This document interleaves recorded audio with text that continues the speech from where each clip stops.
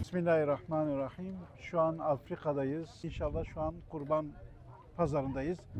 Burada özellikle inşallah kurbanda keseceğimiz kurbanların seçimini yaparak bu kurbanların fıkhi açıdan kurban olup olmadıklarını göz önünde bulundurarak inşallah bir seçimde bulunacağız.